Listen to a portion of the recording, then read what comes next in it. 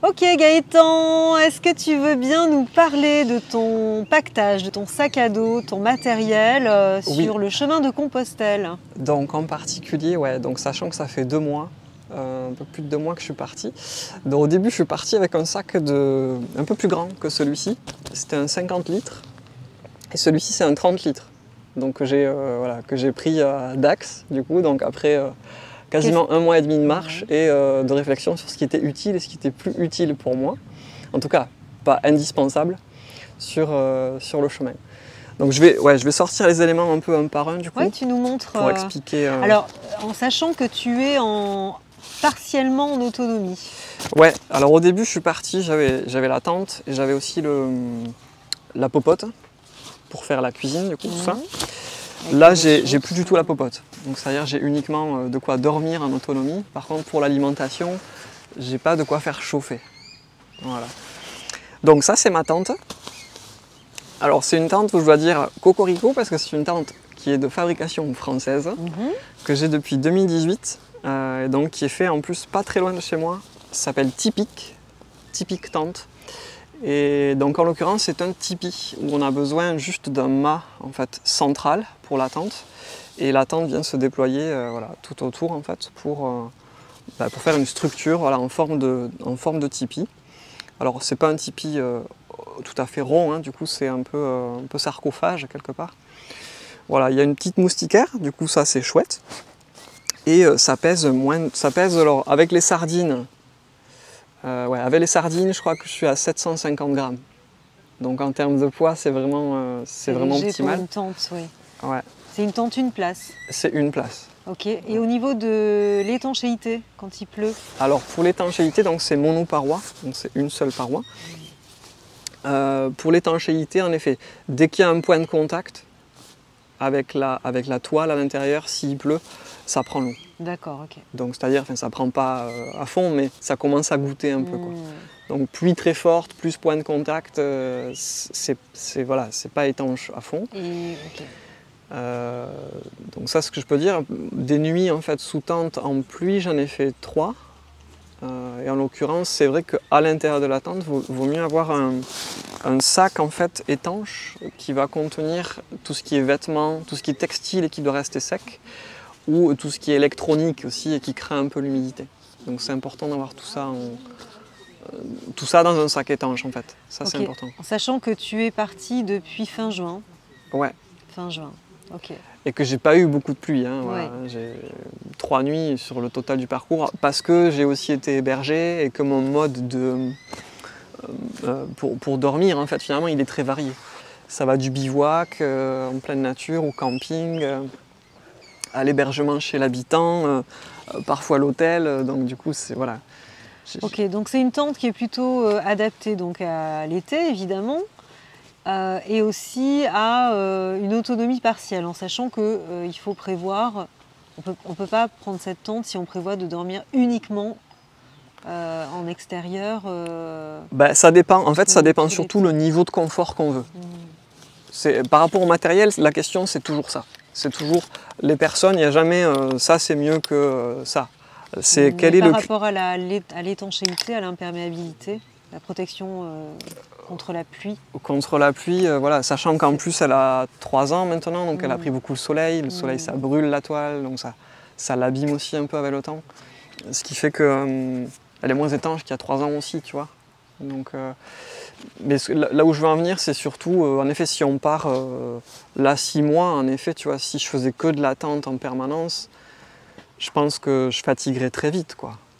Parce que mon niveau de confort serait extrêmement rude, quoi. Tu vois. Mais la question sur le matériel, c'est toujours quel est le niveau de confort que je veux comparativement au poids que je suis prêt à supporter sur mon trajet, quoi. Et oui, toujours cette question de poids sur le chemin. Ouais. D'ailleurs, pour t'ajouter un peu de confort, tu as avec toi un matelas. Alors ça ouais, du coup, je vais dire j'avais, parce que du coup, en fait, j'avais ce matelas. C'est un matelas de chez Decathlon qui est assez connu. Fort classe, ok, ouais. Voilà, c'est le format L, qui fait 180 cm de haut. Ça fait 510 grammes et ça prend 1,7 litre en volume. Dans l'occurrence, moi j'en suis très content. Je l'ai depuis 2018, il n'a pas percé une seule fois. Ça vient aussi de la qualité, si on fait bien attention à ce qu'il y a sous la tente, pour ne pas percer. Donc moi je privilégie ça par rapport au tapis, en fait, au tapis de sol par rapport à l'encombrement, surtout. Donc là c'est vraiment, après chaque personne a décidé ce qu'elle préfère. Moi j'aime bien avoir les choses très compactées, avoir un sac où il n'y a pas des choses qui dépassent de partout. Parce que si je veux faire une partie dans une forêt un peu où il y a des branches partout, j'aime pas, voilà, j'aime être libre sans être accroché partout, quoi. Donc ça c'est une des raisons qui fait que je privilégie plutôt le matelas gonflable que le matelas mousse. Le gros inconvénient en effet c'est si ça perce et qu'on n'a pas de quoi réparer, du coup tu n'as plus du tout d'isolation, quoi. Voilà. Donc faut être prêt en sachant que si tu fais de la randonnée en France, il y a quand même des commerces un peu partout et que s'il y a vraiment besoin d'acheter une rustine... Ouais, généralement tu peux le faire assez facilement. Il n'y a que si tu pars vraiment en montagne, tu vois, voilà, pendant plusieurs semaines. Où, on est d'accord. Ouais. C'est plus difficile, quoi. En montagne, effectivement. Ouais. Donc ça c'est, pour le couchage, du coup il y a la tente, il y a ce matelas. Et après, alors c'est tout au fond du coup, donc je vais tout sortir. C'est le duvet.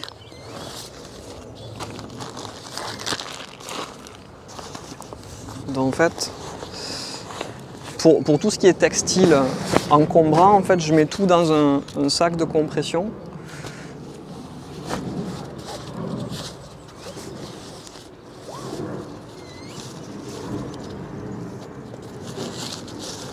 Voilà, donc là j'ai mon duvet en fait qui est ici. Donc un duvet été. Qui est un duvet qui n'est pas hyper chaud, c'est-à-dire c'est vraiment pour l'été, ouais.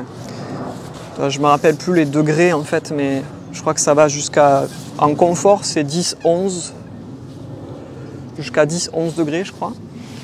En vérité je vais jusqu'à moins, mais parce que je mets en fait un espèce de dessous de ski.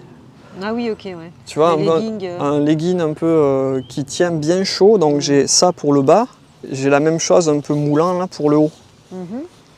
Des vêtements un peu techniques. Voilà. Et donc avec ça, quand je suis dans mon duvet, j'ai aussi un drap du coup de soie. Okay. Bon ça isole pas beaucoup, c'est plus pour l'aspect hygiène, pas trop salir le duvet. Mais avec tout ça, voilà, je descends à beaucoup plus bas en fait que 10 degrés. Je peux aller jusqu'à 5 degrés à peu près et je suis encore en confort, quoi. Voilà. Mais ça c'est propre à chacun, hein.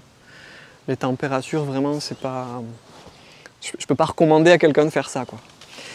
Là, sachant que le duvet, donc je vais l'utiliser, celui-là, je pense, encore un mois. Et à partir du mois d'octobre, j'ai mon père qui va venir m'apporter sur le parcours un duvet plus épais, plus chaud, pour faire la période automnale, hivernale, qui est prévue jusqu'à mi-décembre. Voilà, ça c'est le duvet. Et après, du coup, j'ai ma doudoune.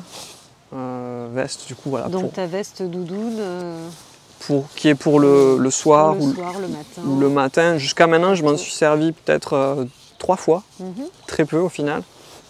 Surtout en montagne, dans les Pyrénées, pour le soir. Mais c'est vrai que sur le chemin de Compostelle, en général, enfin, sauf si tu prends le chemin de Compostelle en montagne, mais autrement... on est en basse altitude. Hein. Oui, et puis là tu vois, on est en septembre. Bon, les températures de nuit sont un peu plus fraîches maintenant, mais honnêtement, je vois que voilà, depuis le mois de juin, en 2 mois, je me suis servi 3 fois. Tu regrettes même de l'avoir pris, tu vois, mais c'est parce qu'avec une bonne polaire, une bonne veste polaire, finalement, ce serait suffisant. Ok. Enfin, en tout cas, la doudoune est de trop, d'accord. La polaire suffirait ou la veste, une petite veste fine en polaire dedans. Ouais, si tu as même 3 couches sur toi, c'est-à-dire un t-shirt, peut-être une chemise par-dessus. Je suis parti au début avec une chemise, après je l'ai enlevée. Mais t-shirt, chemise plus veste polaire, avec 3 couches déjà, t'es bien en fait. Enfin, moi je suis bien en tout cas. La polaire, voilà. Un petit peu donc. Est-ce que tu as une cape de pluie ? Alors j'ai pas de cape de pluie, j'ai privilégié en fait la mobilité. Les capes de pluie, il y a deux choses que j'aime pas. Premièrement, c'est que t'as pas beaucoup de visibilité, généralement, avec ta cape. Et je voulais vraiment aussi qu'au niveau des jambes, voilà, ça accroche pas partout. Toujours dans cette idée que si je passe des endroits finalement qui sont pas très dégagés, où il y a beaucoup de branchages, bah, ça accroche pas partout, quoi. Tu vois. Là sur le chemin, en l'occurrence, jusqu'à Saint-Jean-Pied-de-Port, d'ici, il n'y a pas de souci. Mais dans les Pyrénées, il y a des fois où je suis passé, c'était voilà, un peu encombré. Et pour le coup, la veste de pluie et le pantalon de pluie, pour moi, étaient bien. J'ai vraiment aimé ça, ce principe-là. Plus lourd peut-être en poids, un peu plus encombrant. Alors ouais, là j'ai pas fait le comparatif. Je peux pas te dire le comparatif. Ouais. Ça t'apporte plus de mobilité. Plus de mobilité et pour la pluie j'aime bien en fait mon chapeau que tu vois là, finalement ça c'est quelque chose que j'ai un peu en permanence, qui fait le soleil, qui fait la pluie aussi. Un chapeau en feutrine? Alors il est en feutre, ouais. Donc pour la pluie c'est pas idéal, c'est pas imperméable. Mais il pompe la pluie, donc sur une pluie pas trop forte ça va. Et si vraiment ça devient trop fort, à ce moment-là je mets ma capuche. Mais ça c'est bien parce que je garde toujours une bonne visibilité. J'aime bien voir, avoir l'espace devant moi et bien voir où je vais, quoi. Avoir un horizon dégagé. Ouais. Donc ça, ça c'est pour le premier sac de compression que tu vois là du coup. Donc il y a tente, matelas, on a fait une petite partie des vêtements et de la doudoune.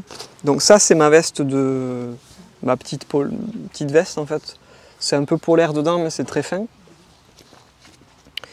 Et après en vêtements en fait ce que j'ai en plus tout simplement c'est un t-shirt manche longue, un t-shirt manche courte. Donc j'en ai que deux. Et j'ai le pantalon que je porte sur moi, plus un autre pantalon un peu plus épais. C'est tous les deux des pantalons shorts. Donc j'ai à chaque fois que deux choses en fait. Hein.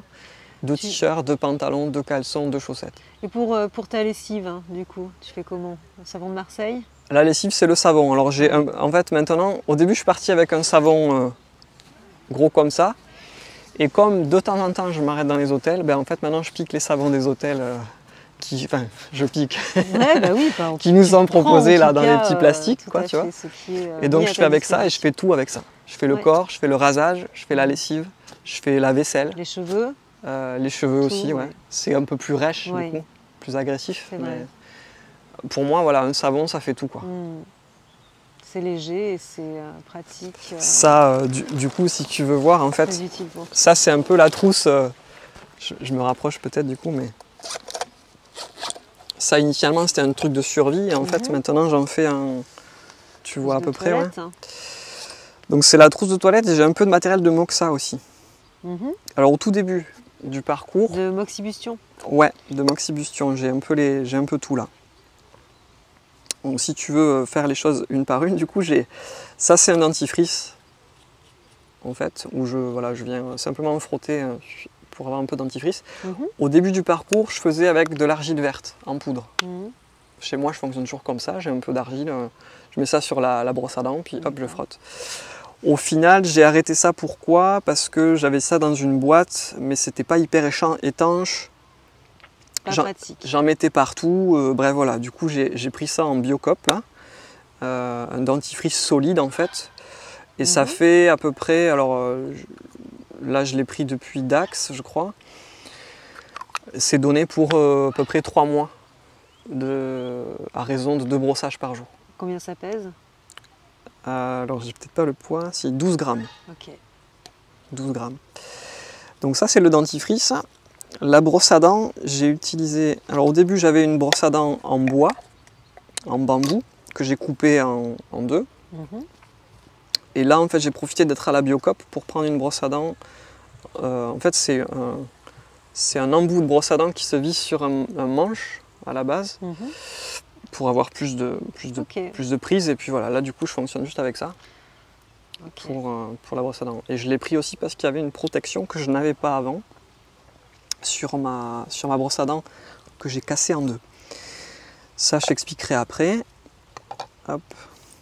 Donc après, au niveau du rasage, je fonctionne avec un rasoir papillon Mhm. où j'ai des lames en fait de rechange, sachant qu'une lame en général ça dure pas mal de temps. Donc voilà, ça je fonctionne avec ça en permanence, avec du savon du coup pour raser. C'est lourd un peu ça. Ça c'est un peu lourd, ouais. Je ne l'ai pas pesé, mais pour le coup si on voudrait vraiment être plus allégé, les rasoirs plastiques sont mieux. Oui. L'inconvénient c'est qu'il faudra en racheter quoi. Voilà. Il faudra en racheter sur le parcours. Je ne sais pas Ouais. la différence de poids, tu vois, par Oui. exemple avec des rasoirs genre Gillette, là, où tu changes la lame te fait quand même plusieurs fois. Mm. Je ne sais pas la différence de poids, je pense que Gillette est un peu moins lourd. Mais c'est vrai qu'avec les rasoirs jetables, non seulement c'est pas écolo, alors c'est vrai que c'est plus léger. Un rasoir est beaucoup plus léger. Je ne sais pas combien de fois tu peux l'utiliser avant qu'il soit usé, mais surtout c'est pas écolo. Et puis en plus, on ne peut pas les acheter à l'unité, c'est toujours par paquet. Ouais. Aussi. Donc l'un dans l'autre. C'est à voir. Là encore une fois, c'est une question de savoir ce qu'on est prêt à emporter en poids, ce qui nous convient au niveau de nos valeurs écologiques ou pas. C'est toujours des histoires de compromis en permanence, quoi. Donc ça c'est un coupon tout simplement. Pourquoi pas un petit coupongle? Je vois que tu as pris un grand coupongle. Ouais, c'est juste parce que tu l'avais. C'est juste parce que je l'avais, ouais. Okay. Ouais. Un petit, en effet, ça pourrait me faire gagner en poids. Pour les oreilles, un petit cure-oreille, ici. Et pour l'hygiène, en fait, ben, c'est tout. C'est tout ce que j'ai. J'ai mon savon après qui est là, du coup. Ouais. Tout plat, là. Voilà. Ça, donc là, j'ai ma recharge. En fait, là-dedans, en fait, j'ai mes recharges de rasoir. Ici. Et j'ai ça, donc ça, c'est un morceau de tissu en fait, dans lequel il y a de planter une aiguille avec du fil, tout simplement pour percer les ampoules. Si j'ai des ampoules, en fait, je perce avec mon aiguille, je laisse le fil à l'intérieur pour que l'ampoule ne se referme pas et que tout le liquide se vide. Ok. En l'occurrence, j'ai pas eu à l'utiliser parce que j'ai pas fait beaucoup d'ampoules. En tout cas, pas d'ampoule invalidante. Mais voilà, d'avoir une aiguille avec du fil pour laisser pour que les trous restent ouverts en fait, pour bien vider le liquide. Bien souvent quand tu perces ton ampoule et que tu retires ton aiguille, en fait, le temps, après quelques minutes, ça peut se refermer. D'accord. Donc ton ampoule ne sera pas vidée complètement du liquide. Donc les pansements Compeed, toi tu n'en utilises pas? C'est-à-dire si j'en ai. D'accord. En l'occurrence, je ne les ai pas utilisés. Ils sont rangés là-dedans. Je les ai rangés là-dedans. J'ai pas utilisé. En l'occurrence, du coup, il faut percer l'ampoule. Enfin, dans le procédé, il faut percer l'ampoule, laisser le fil bien vidé. Idéalement, du coup, nettoyer un peu et après mettre ton ampoule, ton Compeed par-dessus. Ah ok. Voilà. Moi, je pensais qu'on mettait quand tu as une ampoule, tu mets ton pansement, tu le laisses plusieurs jours jusqu'à ce qu'il tombe et il te... Ouais, en tout cas, moi, c'est vrai que j'ai pas eu à le faire jusqu'à maintenant, mais sur le procédé, c'est pour vraiment éviter que quand tu te remets à marcher, t'aies pas la douleur en fait, parce que tant qu'il y a du liquide, en général, ça fait pression. D'accord. Et quand il y a de la pression, ça fait plus de douleur en fait. C'est bon à savoir. Donc voilà. L'idéal peut-être aussi, dès qu'on sent un frottement, on peut mettre le pansement. Idéalement, moi, ce que j'utilise... En anticiper, avant qu'elle apparaisse. C'est l'élastomère. L'élastomère, au niveau des zones de frottement, ce qui évite d'avoir des ampoules. Ouais. Pour les ampoules, en l'occurrence, c'est vrai que je ne peux pas recommander vraiment beaucoup parce que j'ai pas eu de cas, si tu veux, vraiment en souffrance. J'ai eu l'ampoule, la première ampoule que j'ai faite, elle est apparue le 50e jour parce que j'avais ma semelle à l'intérieur de la chaussure qui était un peu en retrait et que j'avais un angle en fait entre la semelle ajoutée à ma chaussure et le plat de ma chaussure.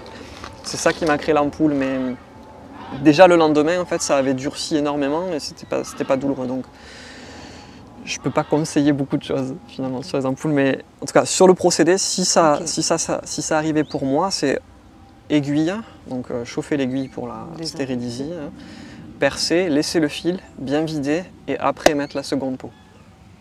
Le Compeed. Le Compeed. Ok. Voilà. Donc ça, voilà, ça c'est ce qui est ici, les lames de rasoir. Ça c'est donc les Compeed et 2 Tirtic. En l'occurrence, 2 Tirtic, ça peut paraître un peu luxueux, mais la taille, vraiment, si c'est des toutes petites tiques, c'est pour les tiques hein, du coup, Tirtic. Si vraiment il y a une toute petite tique qui est là, le grand format, moi j'avais pris que le grand en 2018 et j'avais été embêté parce que les petites tiques, voilà, tu peux pas les retirer avec le grand en fait. Donc ça t'est arrivé? Donc ça m'est arrivé en 2018. Là sur le parcours, depuis le départ, là, 2021, non, pas une seule fois. Sur quel type de parcours ça t'est arrivé d'attraper des tiques? En fait c'était à vélo. Et c'est surtout quand tu fais du bivouac, un peu en pleine nature, tu vois, hautes herbes, voilà, un peu bivouac sauvage du coup. En camping, ça m'est jamais arrivé. Mais en bivouac sauvage, un peu, voilà, dans un environnement un peu forestier, là j'avais pris une ou 2 fois. Ouais. Donc voilà, ça c'est Tirtic. Ça c'est juste pour ranger ma brosse à dents. Tu peux nous expliquer comment tu traites la tique si tu te fais piquer par une tique? Piquer, ben moi en fait je fais rien d'autre que retirer. Ok, tu l'endors pas avec de l'alcool ou, Non, parce que ça Ok. peut la ramollir en fait et on peut avoir plus de difficultés à l'enlever en fait. Voilà.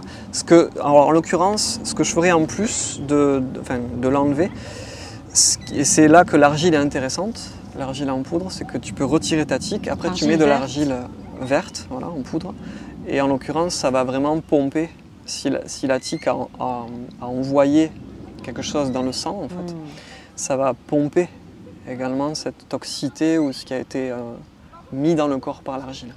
Par la tique, pardon. L'argile verte en poudre que tu mélanges avec un petit peu d'eau pour faire une pâte épaisse et Ouais. que tu mets en cataplasme Un cataplasme, tout à fait. sur l'endroit où la tique a été retirée. Exactement. Et c'est une manière de te prémunir éventuellement d'une infection, de quelque chose, quoi. Ouais. Ok. Voilà, donc l'utilité d'avoir un peu d'argile avec soi, c'est ça. Donc là, j'ai des pastilles micro-pures pour l'eau.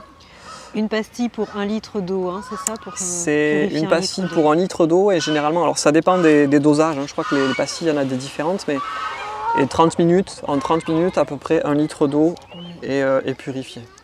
Voilà. Sachant que pour l'eau, du coup, je peux te montrer, j'ai ma gourde en fait, qui est ici. Donc c'est une gourde filtrante. Il y a un filtre qui est à ce niveau en fait. Ça filtre quoi du coup?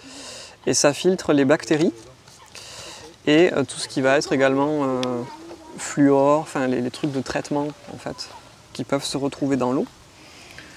Et donc cette gourde-là, en l'occurrence, il y a juste à faire une pression et ça sort. Hein. Donc ça traverse le filtre de manière très facile. Il n'y a pas à aspirer de manière très forte. Donc ça c'est une gourde que j'utilise voilà, depuis le départ, qui fait tu achètes où? 500 ml je crois. Et en l'occurrence c'est commercialisé sur le site de Aurelia. Et la marque de la gourde s'appelle Oco. Voilà. Et, 500 ml.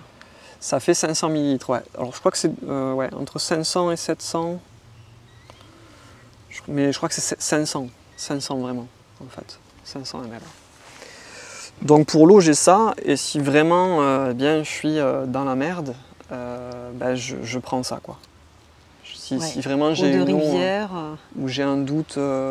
Parce que ça filtre les bactéries, mais ça filtre pas les virus. Voilà. Alors ça, par contre, voilà, ça va neutraliser également une partie des virus. Donc les pastilles, tu les utilises avec de l'eau que tu as puisée à une source, une rivière ou Les pastilles, tu peux faire normalement avec beaucoup d'eau, en fait. Même une eau qui est croupie. Voilà. Ah oui. Même ça, hein, finalement, c'est donné. Genre une eau stagnante comme derrière, là? Une eau stagnante, tu peux également, hein. Tout à fait. Tu peux. Mais bon, voilà, ça va avoir un goût dégueulasse, c'est clair. Mais c'est buvable. Mais c'est buvable. Tu peux te réhydrater. En mode survie, en tout cas, c'est faisable. Plutôt que d'être déshydraté. Donc ça, pour l'eau. Et ensuite, donc, si on veut finir ici, quelques pansements, tout simplement. Un briquet, une colle super glue. Pour? Alors la super glue, en l'occurrence, moi ça a été utile pour mes chaussures. Quand tu pars longtemps. Tu vois ici par exemple, la chaussure ici au niveau du pli en fait. Là ça se décolle, donc là typiquement il peut y avoir de l'infiltration d'eau à ce niveau, et donc super glue ici ça me permet de remettre, de recoller en fait la partie basse de la semelle sur le cuir et de retrouver de l'étanchéité. Il y a une autre utilisation, en l'occurrence que j'ai puisé sur le YouTube de Mike Horn, du coup, grand explorateur. Si on se fait une plaie en fait, une grosse plaie ouverte, en fait, la super glue peut permettre de resserrer et de coller les tissus, les chairs, et d'éviter une hémorragie trop importante en fait. Voilà, c'est pas idéal parce qu'en effet la super glue, c'est pas sur la peau, normalement on met que des choses comestibles, hein. Mais voilà, en mode survie, encore une fois, ça peut peut-être sauver des fois. Donc voilà, un petit tube de super glue également pour les grosses coupures, vraiment qui saignent abondamment, ça peut refermer les chairs, quoi. Ok. Voilà. Donc ça. Et puis après, bah, c'est le matériel de moxibustion. Donc ça, c'est mes protections métalliques que j'applique sur la peau. En l'occurrence, ça c'est des protections artisanales. J'en ai d'autres que mon fournisseur m'envoie sur le parcours au fur et à mesure, qui sont plus isolantes en fait. Ça c'est mon bambou. C'est pour ton activité professionnelle. Ça c'est pour... Ouais, ça c'est en plus en fait, c'est parce que je fais de l'itinérance avec ma thérapie, du coup je suis itinérant et donc j'ai ce matériel en plus pour pratiquer. Ça c'est un bambou dans lequel je mets de l'armoise du coup, qui va me servir pour bien stimuler le long des méridiens et sur des muscles en surface en fait, donc en le faisant rouler ou en faisant des tapotements une fois qu'il est chaud. Et là, donc dans cette boîte, j'ai une partie de mon armoise qui est donc voilà, une sorte de mousse cotonneuse en fait, qui est transformée. Donc l'armoise est séchée et on obtient cette sorte de mousse cotonneuse qui me sert à former les tout petits cônes de grains de riz. Voilà, qui viennent pour la thérapie. Faire qui viennent pour moi remplacer les aiguilles d'acupuncture en fait. Donc voilà, là on a fait le tour, je crois. Il y a du baume du tigre qui a été très utile pour moi quand j'ai eu ma douleur au genou. Ça, et ensuite j'ai une bougie également, alors qui a eu un peu mal là, qui est bien écrasée. En l'occurrence, j'ai pris cette bougie, là encore c'est un conseil Mike Horn. C'est en l'occurrence si vraiment on a besoin d'être au chaud, on peut s'envelopper dans sa couverture de survie, allumer cette bougie en fait, et par réverbération, ça va nous permettre de nous réchauffer beaucoup plus rapidement en fait. Donc ça peut être très utile pour se sécher si on est tombé dans l'eau, et en période hivernale aussi pour se réchauffer. Dans sa tente, quand tu es dans ta tente, bah, tu peux te mettre encore dans ta couverture de survie, allumer ta bougie et tu vas te réchauffer plus vite. Voilà. Donc ça c'est pourquoi j'ai ma petite bougie avec moi. Et là on a fait le tour. Okay. Pour la trousse. Qu'est-ce que tu as d'autre comme matériel. Donc après j'ai, pour poursuivre sur la moxibustion, bon là c'est vraiment les restes. J'ai une autre type d'armoise en fait, qui est ici, avec de l'encens. Je sors pas tout, ça va être un peu long je pense. De l'encens, un stylo pour marquer mes points et un applicateur de crème en fait pour que mes cônes puissent adhérer sur la peau. Donc ça c'est le matériel de moxibustion. Ensuite donc pour la cuisine finalement, au début je suis parti, j'avais un bol, j'avais le réchaud, j'avais la bouteille de gaz. J'avais tout ça, et puis maintenant j'ai juste un couteau et une cuillère. Voilà, bon là j'ai deux choses en plus. Ça c'est le premier couteau avec lequel je suis parti qui ne marche plus trop bien. En fait, la fermeture est plus sécurisée, donc j'en ai acheté un nouveau qui est plus léger et plus petit pour le coup. Ah oui. Donc là, voilà, en l'occurrence, c'est celui-là. Tu l'as acheté où?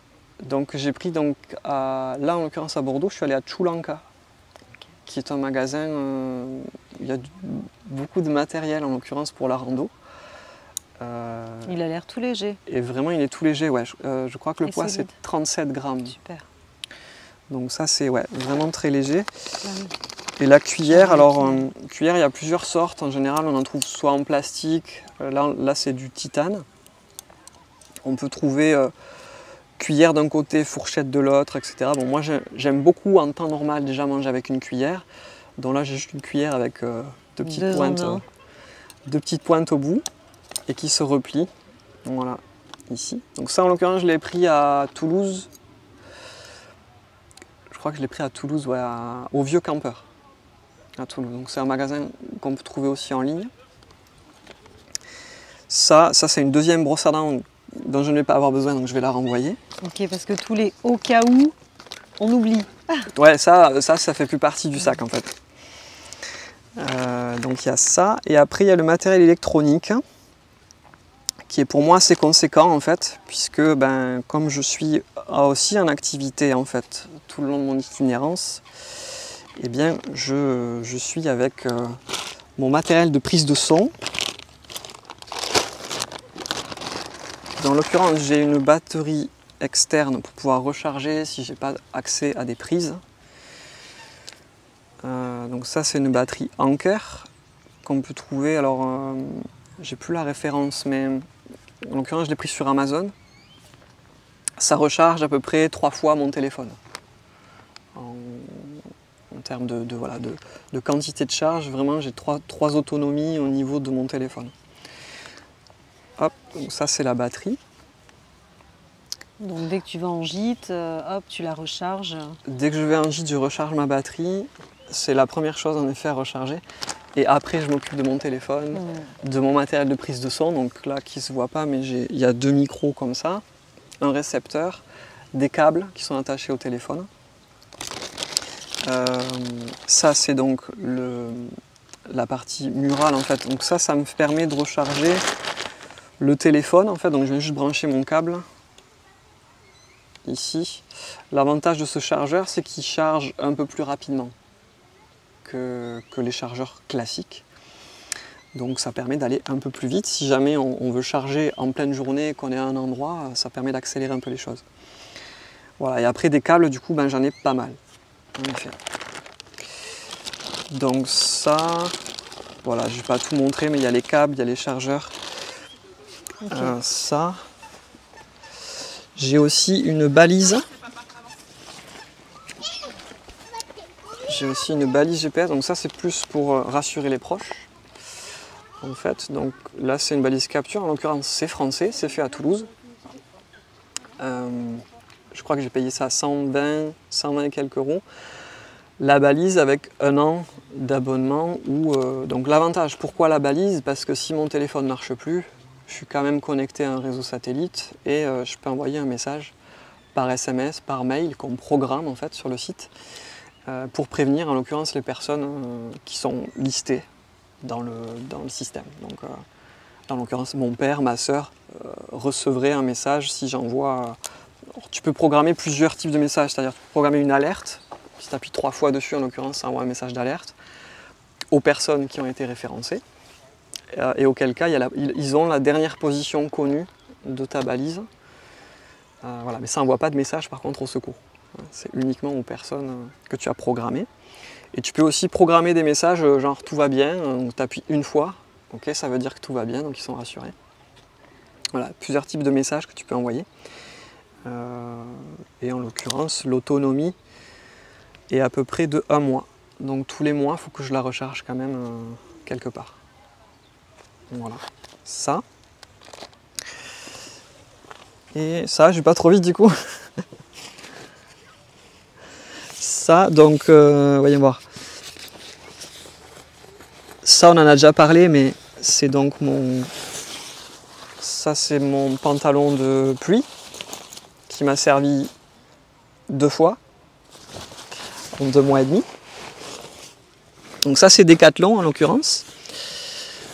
La veste de pluie, Dans la veste de pluie, c'est ça. Hop.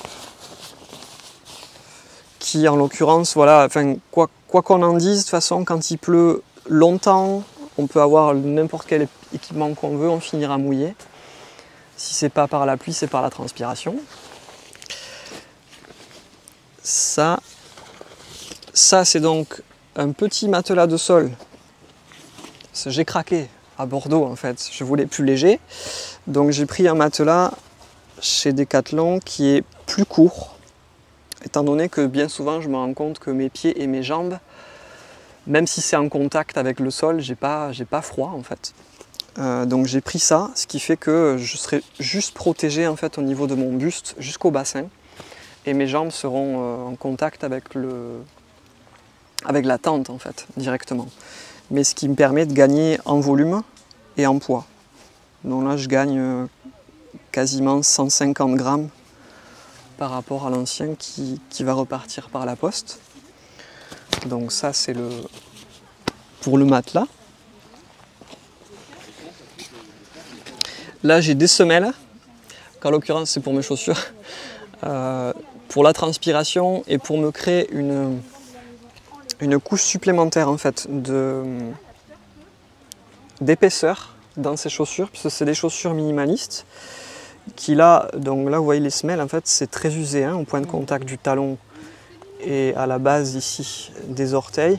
Elles ont fait un peu plus de 1000 km maintenant.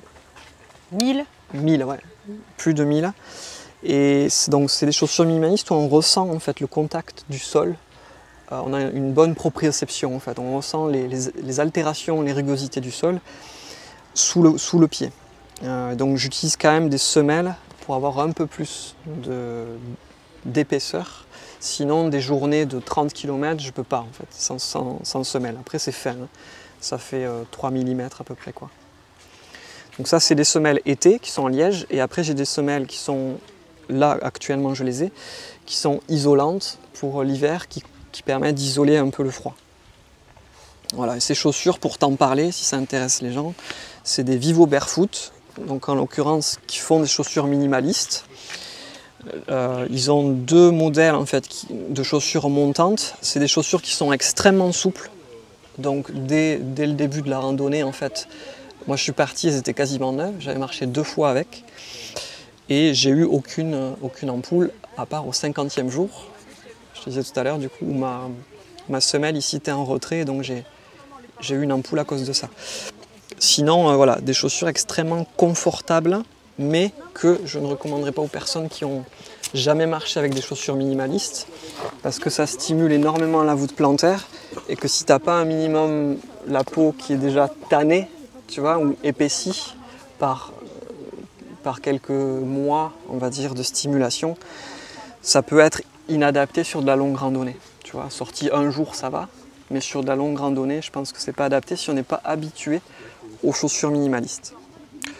Voilà, et après, inconvénient en été, c'est que comme elles sont étanches, elles respirent pas. Donc du coup, ça m'impose dans la journée de faire plus de pauses. Donc je sors mes chaussures, je sors mes chaussettes, je fais sécher ça pendant 5-10 minutes à peu près. Et après, je remets mes chaussures et je repars. Voilà. Avantage, quand il pleut, je suis au sec. Donc voilà, ça c'est le parti pris que j'ai fait, de prendre des chaussures étanches, même là en été. Au début j'avais aussi des claquettes.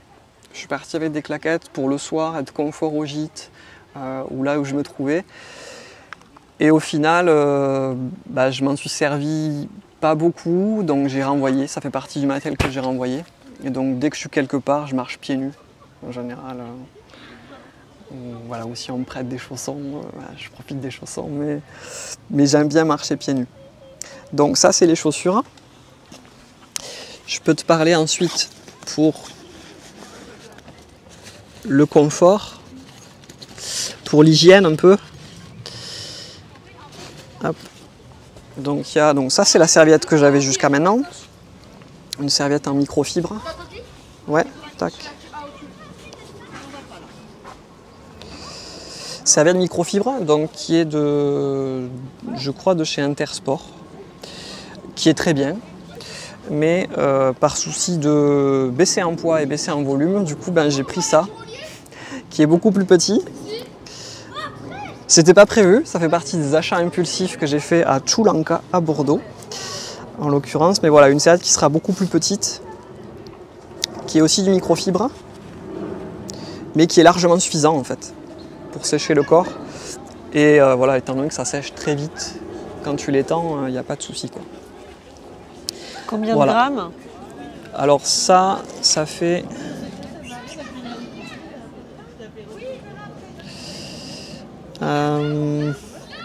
Ah ouais, là je l'ai pas. Non, c'est pas noté. J'ai pas en mémoire. J'ai pas en mémoire, mais c'est au moins divisé par 2. Hein. Le poids est au moins divisé par 2. Donc voilà, je pense qu'on va avoir fait le tour. Il y a... Si, il y a ça. Bon, forcément, j'ai une frontale. La frontale, alors, ce que je recommande, c'est... Là, en l'occurrence, c'est une Petzl. Ça fait pas mal d'années que je l'ai. C'est une frontale où... quand on achète, en général, il n'y a pas de batterie. C'est des piles qu'on utilise à l'intérieur. Là, en l'occurrence, j'aime bien fonctionner avec la batterie parce que je peux la recharger avec la powerbank, la batterie que j'ai ici. En fait, je peux la recharger. Et j'en ai deux, c'est-à-dire j'en ai toujours une qui est dans ma frontale et j'en ai toujours une de secours qui est pleine, qui est rechargée, que j'ai avec moi au cas où voilà, je dois passer la nuit, il m'arrive quelque chose ou je sais pas, quelqu'un est blessé, on doit rester avec de la lumière pendant pas mal de temps, ça permet d'avoir une autonomie assez conséquente. Et cette frontale-là, donc c'est une Actic, si ça intéresse du coup, Petzl Actic. Moi j'en suis content, elle fait plusieurs modes. En fait, il y a un mode nuit. Je sais pas si tu vois du coup. Ouais, c'est un peu rouge. Donc ça, c'est le mode nuit. Et ensuite, on a le mode jour qui est ici avec 3 niveaux d'intensité. En fait, qui est assez intense quand on est au maximum. Donc voilà, s'il y a besoin de marcher de nuit, vraiment, ça fait très bien le job. Après, tu dis que tu as 2 batteries pour la Petzl, mais le téléphone fait lampe torche aussi, au cas où tu aies besoin de plus de...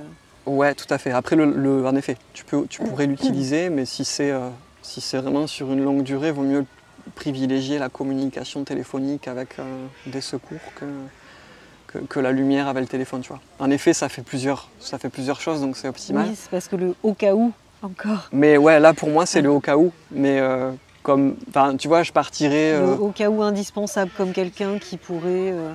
qui a peut-être peur de tomber malade, de quelque chose qu'il a régulièrement, et il va prendre le médicament en question au cas où il tombe malade, qui pourrait lui pourrir le chemin, quoi.